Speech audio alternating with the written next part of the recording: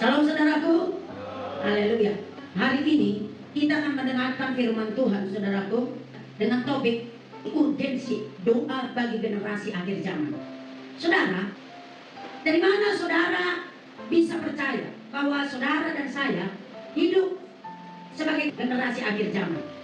Karena firman Tuhan mengatakan 2 Timotius 3 ayat 1 sampai ayat 5 mengatakan saudaraku bahwa pada hari-hari terakhir apa yang kita lihat sekarang ini di masyarakat dunia saudaraku itu sedang tergenap. Matius 24 ayat 1 sampai 14 nanti sudah baca di rumah juga menggambarkan bahwa ciri-ciri masyarakat pada zaman kita ini saudaraku adalah bukti bahwa kita hidup di akhir zaman. Tentu sebagai anak-anak Tuhan kita juga tidak luput dari masa yang sukar ini. Emosi, masalah, kekurangan, kehancuran, tipu daya iblis yang begitu keras. Dan kita harus menang. Kita sudah baca firman Tuhan. Tuhan akan memberikan hidup yang kekal kepada siapa? Yang menang. Wahyu pasal 21 ayat yang ke-7. Barang siapa menang, ia akan memperoleh semuanya ini, dan aku akan menjadi Allahnya, dan ia akan menjadi anakku. Amin. 1 Timotius 6 ayat 12. Silakan lihat di depan. 1, 2 ya. Bertandinglah dalam pertandingan iman yang benar, dan berebutlah hidup yang kekal. Untuk itulah engkau telah dipanggil, dan telah engkau ikrarkan ikrar yang benar di depan banyak saksi. Ya, bertanding. Tuhan bilang dalam firman-Nya, kunci utama yang sangat penting adalah doa. Apa? Di setiap ronde terakhir kita ingat menjelang Yesus disalibkan. Itu adalah perjuangan yang paling sengit. Menghadapi pertempuran yang paling sengit, pertaruhan nyawa. Tuhan bilang berjaga-jaga dan berdoa. Matius 26 36 sampai 41. Maka sampailah Yesus bersama-sama murid-muridnya ke suatu tempat yang bernama Getsemani. Lalu ia berkata kepada murid-muridnya, duduklah di sini, sementara aku pergi ke sana untuk berdoa. Dan ia membawa Petrus dan kedua anak Zebedeus sertanya. Maka mulailah ia merasa sedih dan gentar. Lalu katanya kepada mereka, hatiku sangat sedih, seperti mau mati rasanya. Tinggallah di sini dan berjaga-jagalah dengan aku. Maka ia maju sedikit, lalu sujud dan berdoa katanya, ya Bapakku, jikalau sekiranya mungkin, biarlah cawan ini lalu daripadaku. Tetapi janganlah seperti yang kuhendaki, melainkan seperti yang engkau kehendaki. Setelah itu ia kembali kepada murid-muridnya itu dan mendapati mereka sedang tidur. Dan ia berkata kepada Petrus, tidakkah kamu sanggup berjaga-jaga 1 jam dengan aku? Berjaga-jagalah dan berdoalah supaya kamu jangan jatuh ke dalam pencobaan. Roh memang penurut, tetapi daging lemah. Yesus menghadapi hari-hari yang paling menentukan. Saudara lihat apa jalan keluar? Dia pergi berdoa. Di dalam doa dia selesaikan masalahnya. Tapi kemudian ada satu masalah. Murid-muridnya mengantuk semua. Tuhan bilang, kenapa kau tidur? Kenapa? Berapa orang di sini suka ngantuk kalau mau berdoa? Tidak sanggupkah kau berjaga-jaga dan berdoa 1 jam supaya kau tidak kalah di hari-hari pencobaan? Lalu kita juga mengatakan akhir zaman ini godaan, tantangan, rintangan, hasutan, goncangan peperangan rohani yang saudara dan saya hadapi juga sangat komplit, sama seperti yang dialami Yesus. Kalau tanggung-tanggung, orang pilihan pun akan jatuh. Tapi kali ini kita mau melihat bagaimana hebatnya doa membuat memastikan saudara pasti menang. Amin. Semua kita bisa berdoa. Saudara, kekuatan anak Tuhan yang mau menang di zaman ini adalah berdoa. Antara saudara dengan Tuhan. Engkau bisa tumpahkan isi hatimu. Engkau bisa ceritakan kelemahanmu. Engkau bisa ceritakan ketidakmampuanmu. Engkau bisa ceritakan segala kondisi dalam dirimu dalam doa. Bisa saja orang lain tidak mengerti keadaan. Bahkan engkau bingung dengan keadaan. Kenapa ya aku kayak gini? Kok bisa ya aku kering, gersang? Kok bisa ya aku kayak gini? Kok gak tenang pikiranku? Semuanya itu bisa kau ceritakan kepada Bapa dalam doa. Sama seperti Yesus, dia curhat kepada Bapa di surga dan akhirnya dia menang. Mari kita baca saudaraku 1 Petrus 4 ayat 7. Silakan. Kesudahan segala sesuatu sudah dekat. Karena itu kuasailah dirimu dan jadilah tenang supaya kamu dapat berdoa. Halo, tanpa kekuatan dari Sang Pencipta sendiri, saudara tidak mampu menghadapi zaman ini. Makin ke depan besok lusa, saudaraku, goncangan ekonomi akan gawat. Sebentar lagi akan banyak PHK terjadi di mana-mana. Nggak sanggup menggaji saudara. Kalau bukan dengan kekuatan Tuhan yang bisa saudara dapat melalui doa, saudaraku tidak seorang pun yang sanggup. Tuhan sudah bilang berjaga-jaga dan berdoa supaya kau bisa menang terhadap pencobaan. Karena itu mak Tuhan, kuasailah dirimu, jadi tenang. Tiap hari ada waktu saat engkau teduh, pergi ke kamar, tutup pintu kamar, sendirian berdoa dengan Tuhan. Katakan amin. Itu sumber kekuatan luar biasa. Ya, mari kita baca lagi. Lukas 21, 34, 36.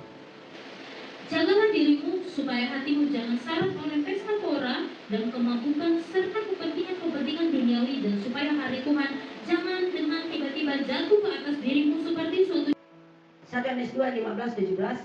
Janganlah kamu mengasihi dunia dan apa yang ada di dalamnya.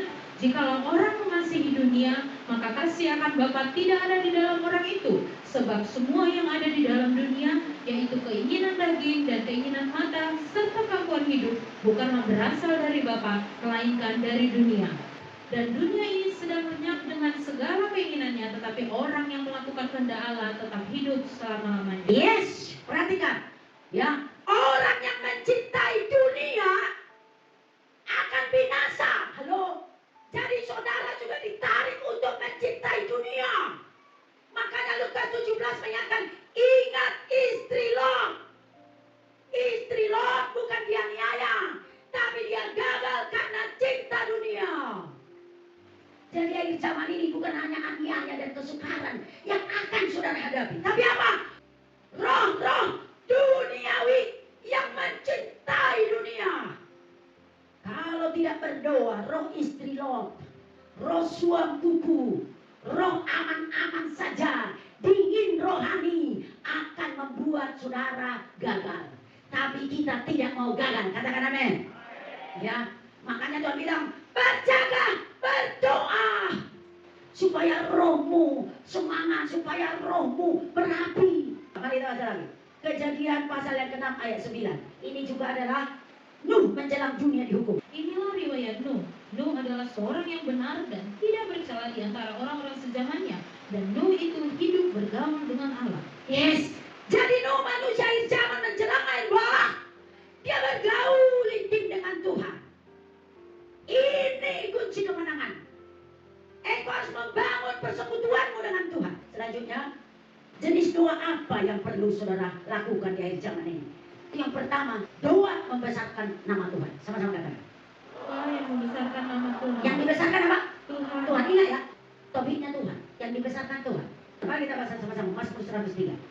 Saya baca ayat ganjil, saudara baca ayat ke-6. Pujilah Tuhan, hai jiwaku. Pujilah namanya yang kudus, hai segenap batinku. Lanjut. Pujilah Tuhan, hai jiwaku, dan jangan lupakan segala kebaikannya. Ini penting sekali. Doamu tiap hari adalah menuturkan kebaikan Tuhan. Bila aku melihat di dalam kalau bukan karena kebaikan Tuhan, kita tidak akan pernah mengalami hidup yang berarti. Dosa kita terlalu banyak. Tadinya kita di luar Tuhan, berhasrat pun tak bisa. Karena apa? Penuh dengan kutuk dosa dari ujung rambut ke ujung kaki. Semua cita-cita kita mentok. Yang ada yang kita minder.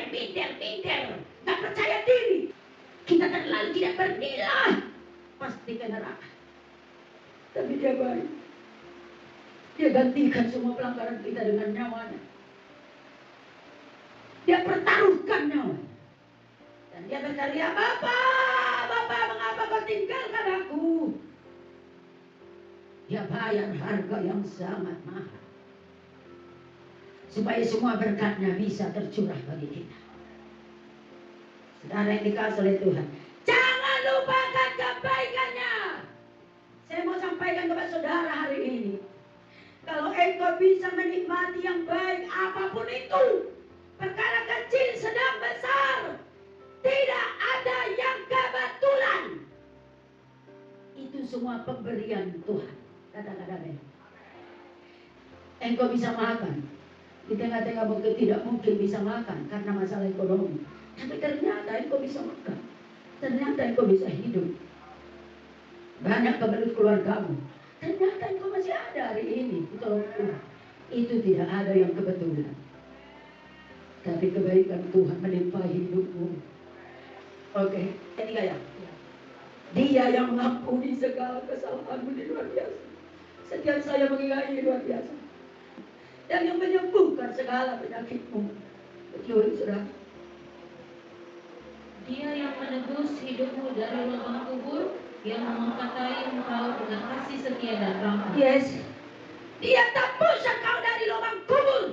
Kalau bahasa saudara tidak sebelah, lubang kubur itu biasanya gambaran alam maut, neraka, siksaan kekal. Dia tebus kau supaya kau tidak kena neraka. Sebaliknya, dia mahkotai engkau dengan kasih. Luar biasa, saudara. Sekarang ini engkau ada karena kasihnya. Kau bangun pagi, dia perintahkan kasihnya. Kau pergi berjalan, dia perintahkan kasihnya. Kau dalam kesukaran, dia perintahkan kasihnya. Dia perintahkan penghiburan. Dia berikan iman di hatimu. Kasih dan setia. Ayat yang kelima. Dia yang memuaskan hasratmu dengan kebaikan, sehingga masa mudamu menjadi baru seperti pada burung Raja Wali. Betul. Kita rindu berhasil, dikasihnya keberhasilan. Berikan kemuliaan yang beriah bagi Tuhan. Haleluya. Ayat 6. Silakan. Umat Tuhan. 1, 2 ayat. Tuhan menjalankan keadilan dan hukum bagi segala orang yang diperas. Iya, ini janji Tuhan bagi anak-anak Tuhan. Ada orang-orang yang sirik denganmu, ada pembelaan Tuhan. Ada orang-orang yang memeras hidupmu, ada pembelaan Tuhan. Ada orang-orang yang tidak setuju, tidak suka dengan hidupmu, ada Tuhan pembelaanmu. Amin. Ada Tuhan backingmu. Wah, luar biasa. Ayat berapa? 9. Tidak, ini paling hebat ini. Ayat 7 ya. Tuhan adalah penyayang dan pengasih, panjang sabar dan berlimpah kasih setia. Betul. Lanjut. Tidak selalu ia menuntut dan tidak untuk selama-lamanya ia mendendam. Tidak dilakukannya kepada kita setimpal dengan dosa kita, dan tidak dibalasnya kepada kita setimpal dengan kesalahan kita. Wah, luar biasa. Ayat 11. Tetapi setinggi langit di atas bumi, demikian besarnya kasih setianya atas orang-orang yang takut akan Dia. Lanjut. Sejauh timur dari barat, demikian jauhkannya daripada kita pelanggaran kita. Tuhan bilang, kasih Tuhan ini nama kami besarkan nama Tuhan. Tuturkan kasih setia Tuhan, bernyanyi bagi Tuhan. Bilang, Tuhan baik kali engkau Tuhan. Doa seperti ini akan membuat saudara semakin intim dengan Tuhan.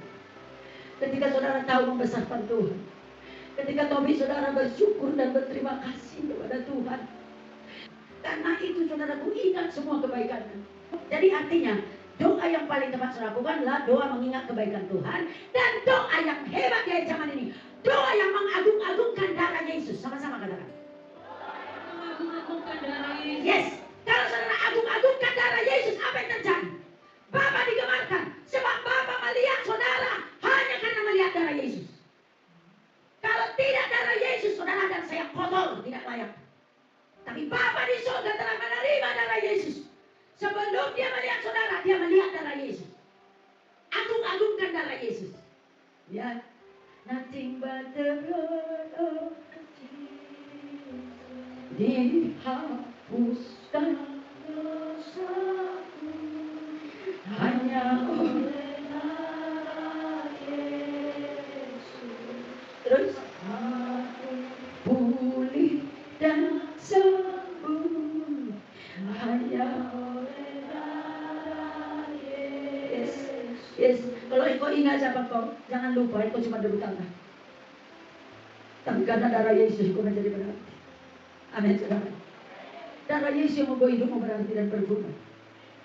Jadi jangan lupakan kebaikannya. Agung-agungkan darah Yesus. Apalagi agung-agungkan pengorbanan Tuhan di Kaisar. Itu jenis doa anak-anak Tuhan di akhir zaman. Jangan lupakan kebaikannya. Agung-agungkan darah Yesus. Agungkan pengorbanan Tuhan di Kaisar. Itu membuat doa saudara pasti tokser. Karya terbesar pengorbananku yang selamatkanku, engkau harta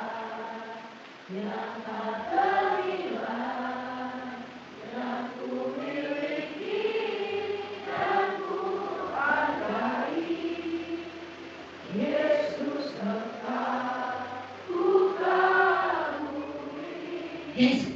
Agungkan pengorbanannya tiap hari. Dia yang termanis bagimu, amin. Yes. Semua akan berlalu, apapun. Tidak ada yang kekal. Tapi dia tetap tidak berubah dahulu sekarang sampai selama-lamanya. Dia kekal. Ketika semua runtuh, apapun itu, dia tetap ada. Dia hartamu yang termahal, jangan gantikan dia dengan yang lain. Ketika kau berhasil membuat dia yang termahal dalam hidupmu, yang lain pasti terus ditambahkannya. Kemudian yang terakhir, bahasa doa yang paling ampuh di akhir zaman ini, mari kita baca. Roma 8, 26, 27. Demikian juga Roh membantu kita dalam kelemahan kita, sebab kita tidak tahu bagaimana sebenarnya harus berdoa, tetapi Roh sendiri berdoa untuk kita kepada Allah dengan keluhan-keluhan yang tidak terucapkan, dan Allah yang menyelidiki hati nurani mengetahui maksud Roh itu, yaitu bahwa Ia sesuai dengan kehendak Allah berdoa untuk orang-orang kudus. Oke, terlalu jentek, terlalu dangkal doa-doa kita. Tapi Tuhan bilang, ada Roh Kudus yang berdoa dengan keluhan-keluhan yang tidak terucapkan. Sumpahkah, mandatkah, sekaratkah, tetekankah? Tuhan bilang Roh Kudus yang berdoa melalui kita dengan keluhan-keluhan yang tidak terucapkan. Doa apa doa Roh Kudus? Doa dengan bahasa roh, doa dengan bahasa surgawi. Baca 1 Korintus 14 ayat 2 kemudian 4. Siapa yang berkata-kata dengan bahasa roh tidak berkata-kata kepada manusia, tetapi kepada Allah, sebab tidak ada seorang pun yang mengerti bahasanya. Oleh roh ia mengucapkan hal-hal yang rahasia. Ayat 4, siapa yang berkata-kata dengan bahasa roh, ia membangun dirinya sendiri. Yes. Jadi supaya kau deep dan dalam, more and more, Tuhan bilang engkau perlu berdoa dengan bahasa surgawi. Untuk keluhan-keluhan yang tidak terucapkan, untuk hal-hal yang rahasia yang diketahui Tuhan tentang dirimu lebih dari yang engkau ketahui. Dan Allah yang menyelidiki Roh Kudus dalam hatimu mengetahui apa maksud roh itu sedang mendoakan. Yes, Roh Kudus adalah roh pendoa. Dia lebih tahu apa yang paling penting untukmu.